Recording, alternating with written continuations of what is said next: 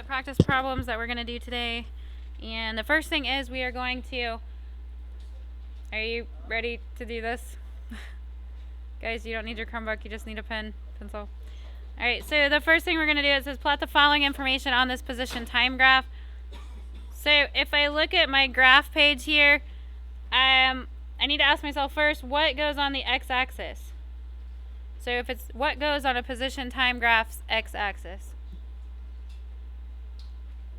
Time. That's going to be in seconds. And then position is in meters. And if we don't remember that from just doing these graphs, we can come over here to our points and we can say, all right, well, I have meters, I have a distance, I have a D for distance, and then T, time, and seconds. So if I look at my numbers, I see for time I have 0 to 5, and if I count, I have 1, 2, 3, 4, 5, 6, 7, 8, 9, 10 boxes.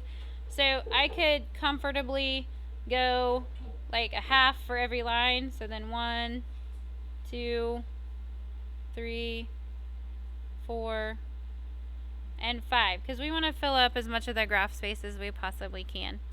Okay, and then for our distance, we could count and see that we have 10 this way as well for the y-axis. Okay, so if we only have to go to 25, we could do a similar thing here. Because okay, did your pretty pencil break?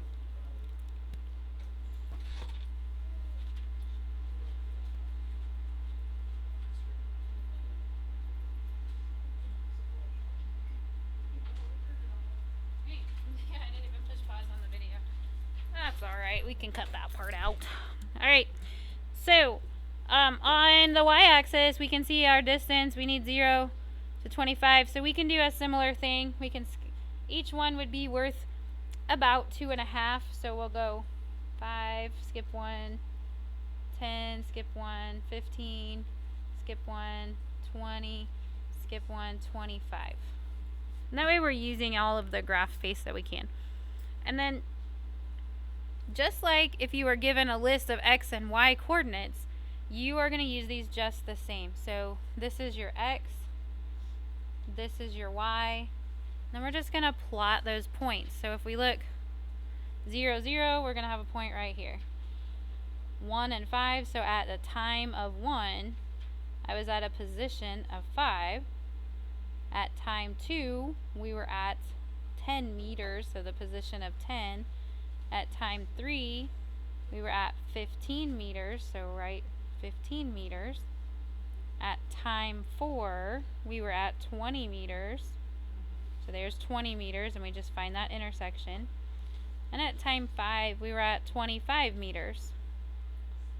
So our y-axis 25 is right there. So then you can use any straight edge you would like to use, maybe your notebook, but just connect your dots, and that's really the line is actually our position time graph.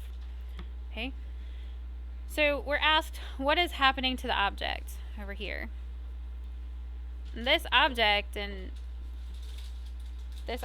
is moving at a constant speed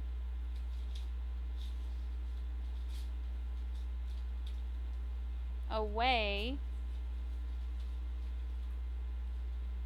from 0 meters. And so we know that it's moving at a constant speed because the dots are very evenly spaced. We also know because we could make a perfectly straight line with our straight edge that connected all the dots. If our line wasn't straight, we wouldn't be able to say constant speed. We would have some kind of acceleration. So we know that it's a constant speed, and we know that it's moving away from 0 because as time goes by, our dots become farther and farther up the y-axis. Okay, so then we're asked, what is the object's velocity? Well, the other day we did where we had to use points to find the velocity. So now we're kind of putting that all together. But we can look at this graph a little bit more kind of holistically and think about it. If its velocity equals the the change in distance over the change in time, then our final location, our final placement, our final distance is 25, and our initial was 0. It's always convenient if you use the 0, 0 point, because then it just sort of makes itself irrelevant. And our time, our final time was 5 seconds. Our initial time was 0 seconds. So really we'll have 25 meters over 5 seconds, and that is 5 meters per second. So if we want to be really mindful and really kind of think about what we have done the y2 minus y1 over x2 minus x1. We did this. Okay? And that's what's right there. If we want to look a little more thoroughly back at our graph, we can say, alright, so the final point right here is at 5 and 25. The initial point was at 0, 0. And so even though when we looked at this one, it was really easy to say, well, we went 25 meters in 5 seconds, 5 meters per second, it's the same thing as using all of that graph knowledge that you have earlier. Make sense? Any thumbs up? It makes sense? Okay, alright, let's look at number 2, and we will kind of continue. So, look at number 2. Number 2, we're going to have to do the same thing. We got to set up our graph.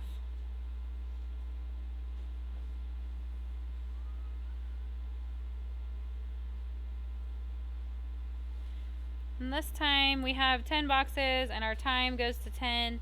So we're just going to go 1 every box.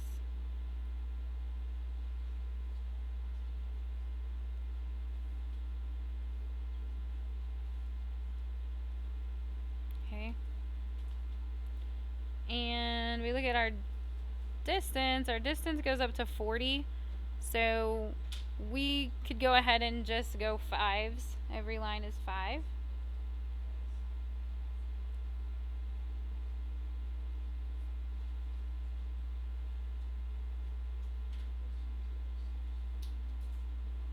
We're just missing a few lines. We fill up most of the graph, but not all of it. Alright, so then we just go through and plot our points. At time 1, we were at 10 meters. At time 2, we were at 20 meters. At time 3, we were at 30 meters. At time 4, we were at 40 meters. At time 5, we are also at 40 meters. So we have a little change in motion here.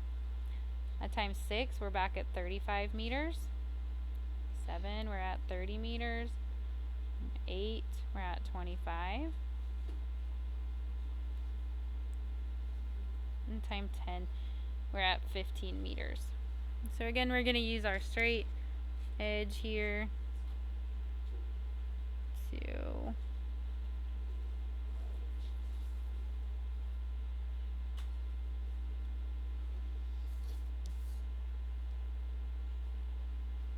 because the line is actually the position time graph. Okay. So let's ask some questions. If we are going to have to find the velocity over here in question A for each part, let's go ahead and label these parts A, B, and C. Okay. So questions. Is part A, let's see, is part A going to have a positive or a negative velocity? Okay, why is it positive? It's going away from the origin. It's going to, what is part C? Positive or negative?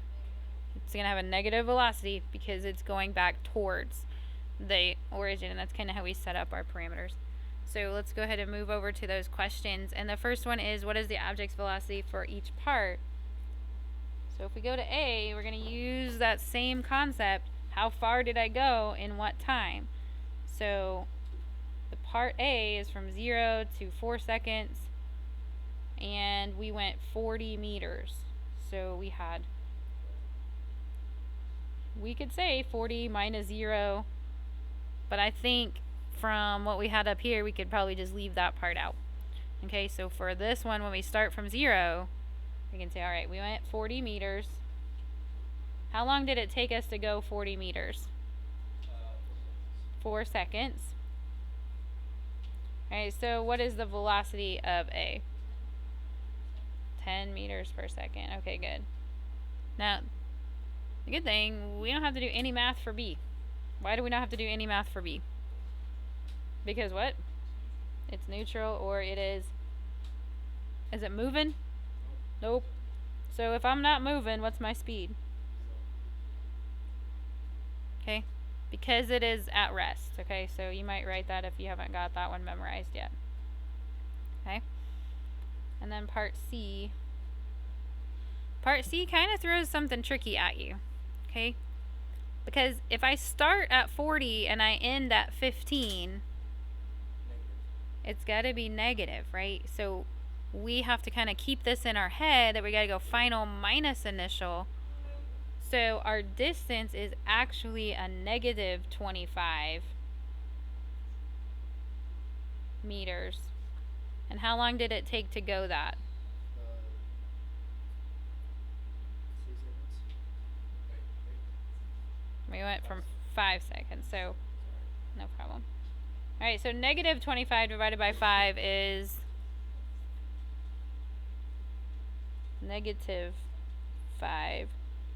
Now, I gotta tell you, if this question is on your test, you have to know that positive 5 and negative 5 are gonna be answer choices on the multiple choice. So you have to be really mindful of that and really think about, like, okay, I need to know going back towards the origin is going to be negative. Alright, and then it says, when is the object moving in a negative direction? We kind of made a big deal about that already, but when is the object moving in a negative direction? Part C. Okay. And we could label it part C, but originally the graph didn't have A, B, and C. So what's another way that you could identify part C? Okay, so when it was returning to the origin, that would be good. Or from time 5 seconds to 10. That might be a good way. Or by like what she said, when it was returning.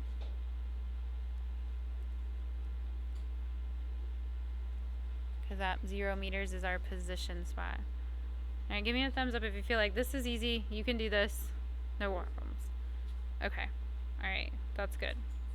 I'm going to do the third one together, and then you guys are going to be responsible for the back of the page. So, do you need that more?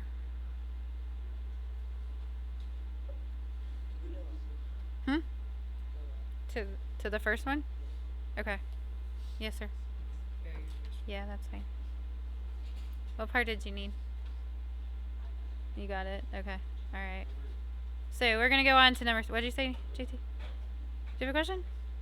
Okay. Alright, let's go into this third part here. And this one, I'm going to go ahead and put the labels on the axes. Oops, that's a little far away. But we are going to start on the y-axis with our numbers, because we've got negative here. So if you look, we span across 40, of a distance of 40. So we're going to start down here at negative 25 and just go by 5s, because we know in our last graph we could get to 50 by counting to 5, so we know we're going to fill that space.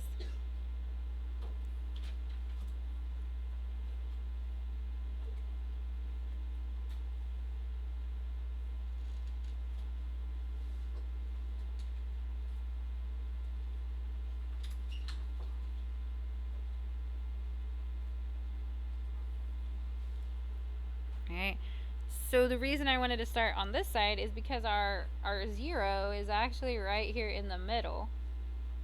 We still have time, but our graph, the 0 isn't quite at the bottom. And we go to 10, so we can just go 1, 2. Yes, sir? Go down. Yeah.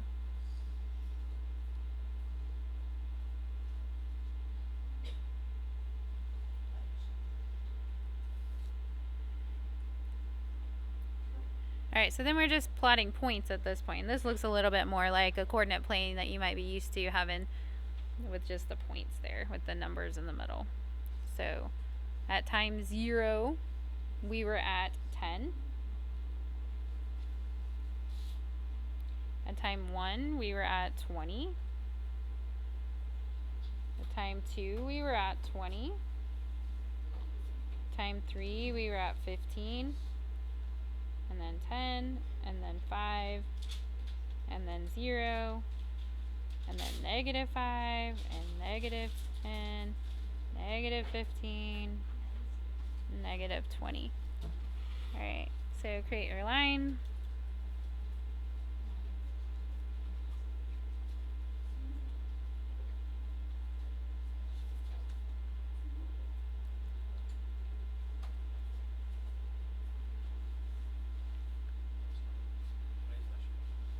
Yeah. People watch this video, anybody outside of here is going to be like, geez, how many people is going to go to the bathroom during this class? I'm sure all 10 of you did. Okay, so when we look at this graph, what is happening? What is happening? We have 3 parts. We have going away from the origin, stopping, and then coming all the way back past the origin and continuing past the origin. So you might kind of think about that like the 50-yard line in a football field. We might start here, go down, wait, and then come all the way past that 50-yard line to get, so our motion doesn't have to be restricted to that 0. So what is the object's velocity during each part? That was the first question, so we're going to label them again, A, B, C. And so we'll just do those. When we look, A only traveled 10 meters even though it ended up at 20. Because 20 minus 10 is 10. And so we could go ahead and do that math. And that was from 0 to 1 second. So that means it's only 1 second. So.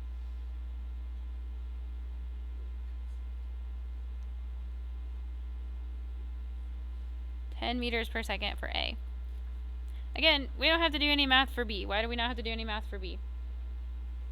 Because it's at rest. B is a horizontal line, so B isn't moving its position any over that whole second. So it's 0 meters per second. And then C, we'll kind of squish it in right here. Is C going to be a positive or a negative velocity? Negative velocity. Okay. Is C faster or slower than A? Okay. So in A, we went 10 whole meters in 1 second.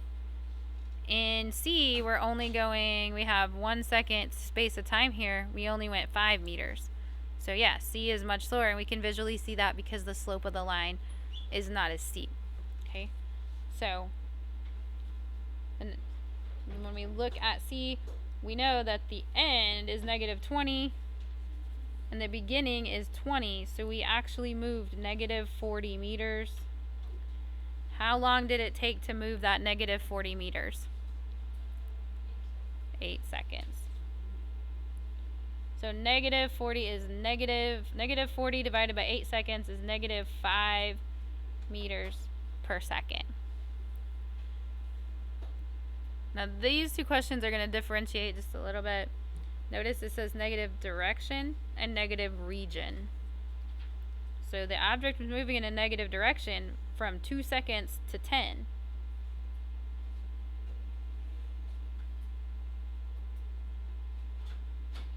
Or all of part C.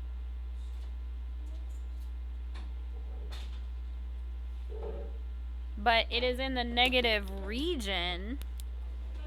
So the negative region when we pass 0y.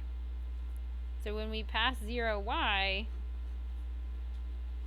this part of the line is in the negative region.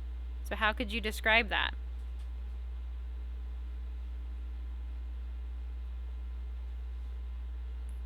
from 6 seconds to 10 seconds.